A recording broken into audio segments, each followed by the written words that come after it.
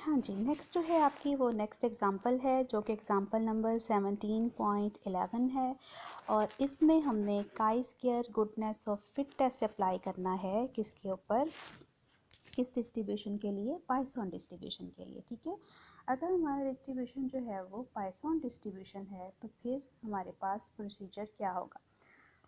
Question है, A skilled typist on routine work kept a record of mistakes made per day during 300 working days और उसमें mistakes per day given है 0 1 2 3 4 5 6, total 7 categories बन रही हैं। Number of days जो हैं उसके अकॉर्डिंग गिवन है, 0 मिस्टेक जो है वो 143 डेज में हुई है एंड दिस एंड दैट बाकी सारा।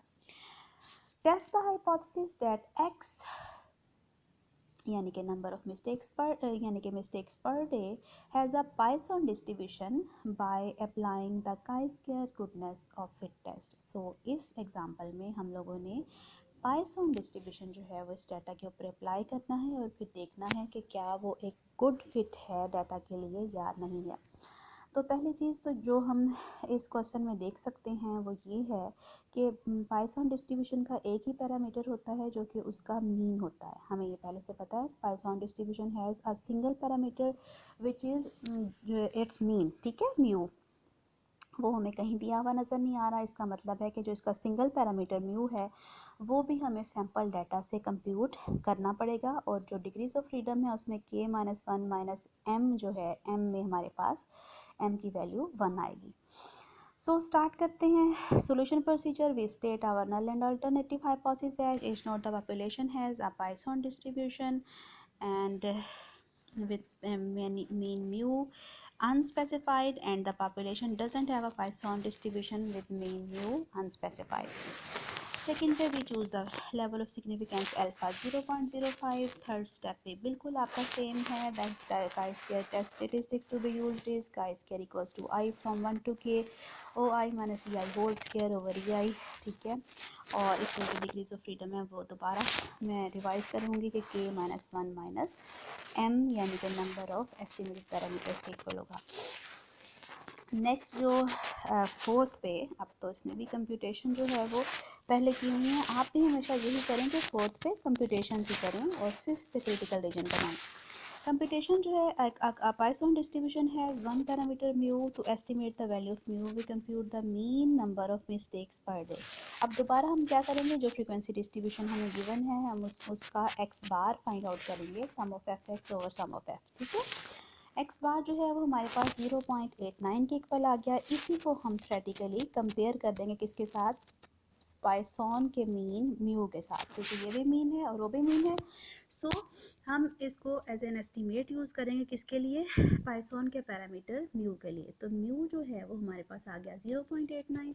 पाइथन डिस्ट्रीब्यूशन का हमें फॉर्मूला पता है, क्या है, e raise to power minus mu, mu raise to power x over x factorial, जहाँ पे जो भी एक्स की वैल्यूज हमें गिवन होंगी उनके लिए। ठीक है, तो एक्सपेक्टेड फ्रीक्वेंसीज जो हैं हम लोग फाइंड आउट करेंगे, पाइथन के डिस्ट्रीब्यूशन से प्रोबेबिलिटीज़ फाइंड आउट करेंगे और फिर उनको मल्टीप्लाई करेंगे अपने ये ऑब्जर्व फ्रीक्वेंसीज के टोटल से, जिनको हम कैपिटल एन से मेंशन किया करते हैं। ठीक है, इसके साथ 300 के साथ हम हर एक प्रोबेबिलिटी को इस फॉर्मूले के थ्रू फाइंड आउट करके मल्टीप्लाई करते जाएंगे तो हमारे पास एक्सपेक्टेड फ्रीक्वेंसीज आती जाएंगी। यानी कि अगर हमारे पास x की वैल्यू 0 हम पुट करेंगे तो e raise to power minus 0.89 raise to power x divided by 0 raise to power 0 over 0 factorial multiplied by 300। ये हमारे पास पहली एक्सपेक्टेड फ्रीक्वेंसी आ जाएगी 123.2। ठीक है, फिर 1 के लिए एक्सपेक्टेड फ्रीक्वेंसी हमारे पास कैसी आएगी, x की वैल्यू 1 के लिए e raise to power minus 0.89 into 0.89 raise to power 1 divided by 1 factorial multiplied by 300। ठीक हो गया, तो नेक्स्ट हमारे पास एक्सपेक्टेड फ्रीक्वेंसी आ जाएगी जो कि 109.6 है और इसी तरह से बाकी की सारी एक्सपेक्टेड फ्रीक्वेंसीज हम लोग फाइंड आउट कर लेंगे। जब हमारे पास सारी एक्सपेक्टेड फ्रीक्वेंसीज आ जाएंगी तो फौरी तौर पे जो हमारा काम है वो ये है कि हमने देखना है कि क्या हमारी कोई एक्सपेक्टेड फ्रीक्वेंसी 5 से लेस तो नहीं आई।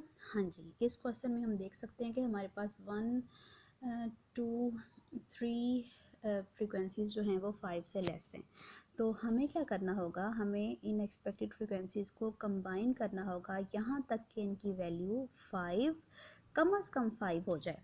अब सबसे पहले हम नीचे से स्टार्ट करेंगे। 0.1 को 0.6 में ऐड किया तो हमारे पास जस्ट 0.7 आएगा, जो कि अभी भी 5 से लेस है।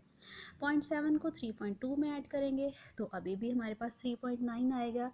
3.9 भी 5 से लेस है, लिहाजा हम फिर 3.9 तक वाली फ्रिक्वेंसीज़ को मज़ीद पिछली फ्रिक्वेंसी 14.5 में ऐड करेंगे, तब हमारे पास जो एक्सपेक्टेड फ्रिक्वेंसी है वो कम से कम 5 या उससे ग्रेटर के इक्वल हुई है। ठीक है, तब तक हमने ऐड करते रहना है जब तक हमारी एक्सपेक्टेड फ्रिक्वेंसी 5 के इक्वल ना हो जाए या उससे ग्रेटर आ जाए। ठीक है, ऐड करने की वजह से, लेकिन 5 से लेस ना रहे। ठीक हो गया। जिसकी वजह से हमने क्या किया है, हमने ये लास्ट 4 जो हमारी एक्सपेक्टेड फ्रिक्वेंसीज थी इनको ऐड किया है। जब हमने इनको ऐड किया है तो बिल्कुल स्ट्रेट फॉरवर्डली हमने इनके अगेंस्ट जो ऑब्जर्व फ्रिक्वेंसीज थी उनको भी ऐड कर लेना है। उनको ऐड करने से हमारे पास 25 ऑब्जर्व फ्रीक्वेंसी आई है। इनको ऐड करने से एक्सपेक्टेड को हमारे पास जो कंबाइंड आई है वो 18.4 आई है। अब हम अगर देखें, और जिस तरह फिर मैंने कहा था क्योंकि इस कैटेगरी से ऐड होना शुरू हुई हैं तो ये कैटेगरी हमारे पास क्या कंसीडर होगी, ये कैटेगरी हमारे पास अब एक कैटेगरी कंसीडर होगी। तो इससे पहले हमारे पास कितनी कैटेगरीज हैं, 1 2 3, तो ये हमारे पास है ये फोर्थ कैटेगरी कंसीडर होगी। के की वैल्यू इस केस में हमारे पास किसके इक्वल होगी, 4 के इक्वल होगी, जबकि पहले हमारे पास किसके इक्वल थी, वो 7 के इक्वल थी।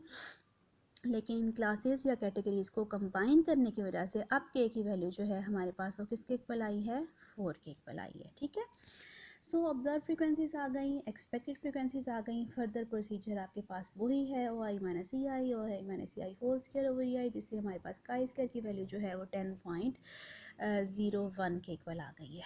ठीक है, अब हमने क्या करना है, अब हमने ये करना है कि अपना क्रिटिकल रीजन है नेक्स्ट। ठीक है, और क्रिटिकल रीजन हमारे पास वही है, chi square is greater than equals to chi square alpha into degrees of freedom. तो डिग्रीज ऑफ फ्रीडम हमारे पास आई हैं, नंबर ऑफ कैटेगरीज 4 -1 1 क्योंकि हमने एक पैरामीटर को m को एस्टिमेट किया है, लिहाजा degrees of freedom I total हमारे पास 2। हम देखेंगे टेबल में 0.05 को 2 में, तो हमारे पास वैल्यू आई है 5.99। हमने अपनी काई स्क्वायर की कंप्यूटेड वैल्यू को कंपेयर करना है 5.99 के साथ। अगर कंप्यूटेड वैल्यू ग्रेटर हुई 5.99 से तो हम रिजेक्ट कर देंगे एज नॉट को, क्योंकि हमारी वैल्यू फॉल कर रही होगी क्रिटिकल रीजन में, और अगर वो ना फॉल की तो फिर हम एक्सेप्ट कर लेंगे एज नॉट को। अब हमारी जो काई स्क्वायर की कंप्यूटेड वैल्यू थी वो आई है इक्वल हमारे पास 10.01 के, तो 10.01 यहाँ से। ठीक है, 10.01 के इक्वल आई है, 10.01 ग्रेटर है 5.99 से, लिहाजा हमारी जो कंप्यूटेड वैल्यू है वो फॉल कर गई है क्रिटिकल रीजन में। जब क्रिटिकल रीजन में फॉल कर गई है तो हम क्या करेंगे, we will reject our null hypothesis. We may conclude that the Poisson distribution is not a good fit to the data. ठीक है, हम लोग क्या डिसीजन देंगे कि पाइथन डिस्ट्रीब्यूशन एक गुड फिट नहीं है डाटा के लिए। ये है हमारा प्रोसीजर, सेम प्रोसीजर है, जस्ट चेंज जो है मैं दोबारा रिवाइज करूँगी। हमारे पास कहाँ पे आता है, पी आई को कंप्यूट करने में आता है। ठीक है, यानी कि प्रोबेबिलिटीज़ को, अगर पाइथन डिस्ट्रीब्यूशन है तो पाइथन डिस्ट्रीब्यूशन के थ्रू हम लोग प्रोबेबिलिटीज़ कंप्यूट करते हैं। अगर हमारे पास बाइनॉमियल डिस्ट्रीब्यूशन है तो बाइनॉमियल डिस्ट्रीब्यूशन के थ्रू हम लोग कंप्यूट करते हैं। अगर नॉर्मल डिस्ट्रीब्यूशन है तो नॉर्मल डिस्ट्रीब्यूशन के थ्रू कंप्यूट करते हैं।